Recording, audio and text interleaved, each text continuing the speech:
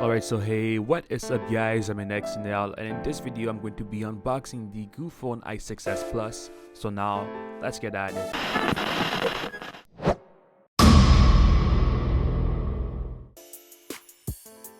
Alright, so if we take a look at the box, you can see that they've pretty much gotten the front of the box perfectly correct with the design. As you can see, this is the design I usually get on the box of the iPhone 6s Plus.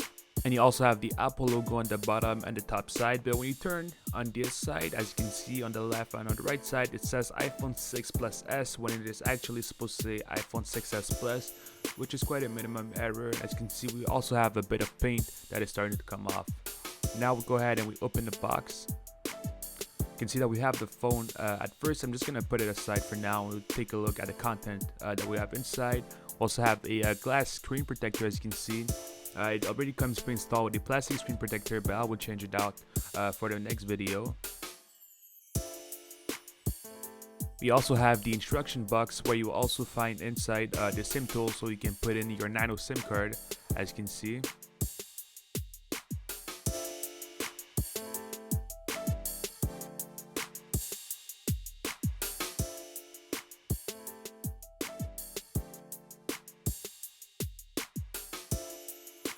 And now if we take a look at the accessories that are inside the box, you can see that we have the earphone.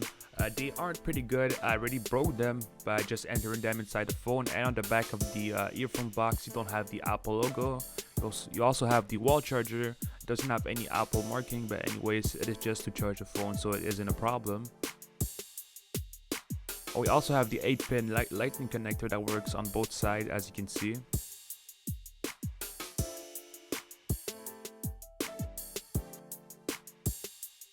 Now let's finally take a look at the phone.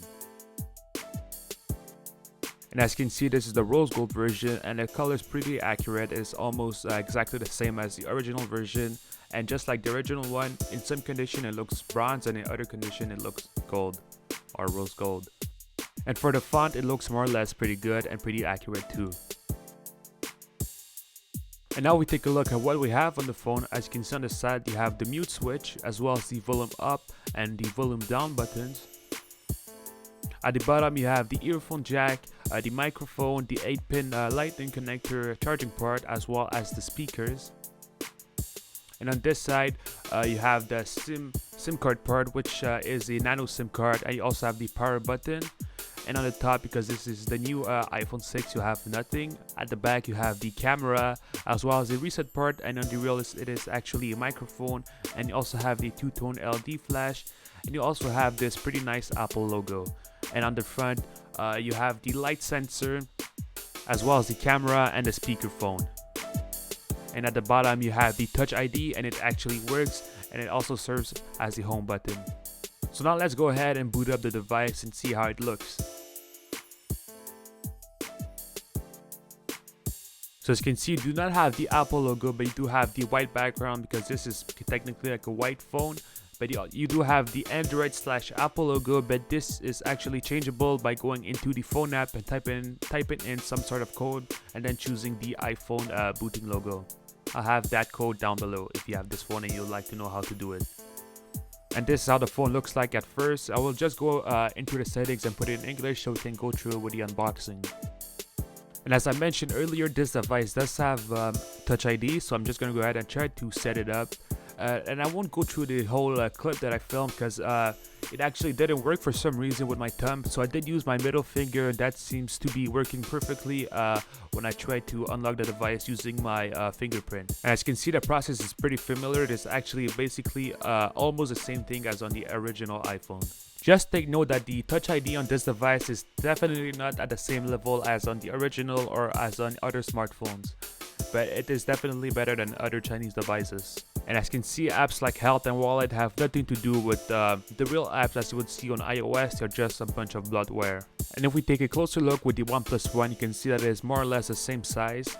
And also for the thickness, it kind of seems similar.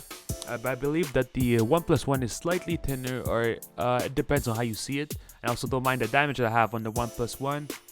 And if you would like to use original cases on this clone, choose one that is pretty flexible, because if you use like another box case, I doubt that it will fit, because this device is actually slightly larger in thickness than the original version. The flashlight is also pretty nice and pretty bright, but it definitely isn't two-tone. It is just the back that you have a yellow plastic as well as like a brown plastic to give it the same look as the original version. And if we take a look at the camera, well, it definitely is bad. It definitely isn't as good as the real, for sure. Other Chinese phones definitely have a better camera. I guess that this camera is about an 8 megapixel in terms of quality. For the size of the image, I'll have to see. You also have a bunch of different settings like time-lapse, slow-mo, and square. The time-lapse and the slow-mo, they don't work, so you have to find another app. But something that is cool is that the photo focus seems to be working, and this is, I hope, a plus. And as you can see, I'm filming this video with the Samsung Galaxy Note 5, so tell me how the quality looks like. And I'm filming this video in 4K at 30p. It definitely isn't as good as my Panasonic GH4, but it is in repair, so I'll have to wait for that. Alright, so I guess that this is it for this video. I hope that you guys enjoyed it, and if you have any questions, well, make sure to leave them down below. Also, if there's anything you'd like me to do for the review, well, tell me. I'll try to do it. And also, make sure you follow me on Twitter at Anexonel HPLA and on Instagram at Anexonel. I also have a link to my Facebook page down below. And also, don't forget to give this video a thumbs up. And also, don't forget to subscribe, because it really helps out, and you will be notified as soon as I release a new video, which usually goes up on Sunday. So again, I guess that this is it. Peace.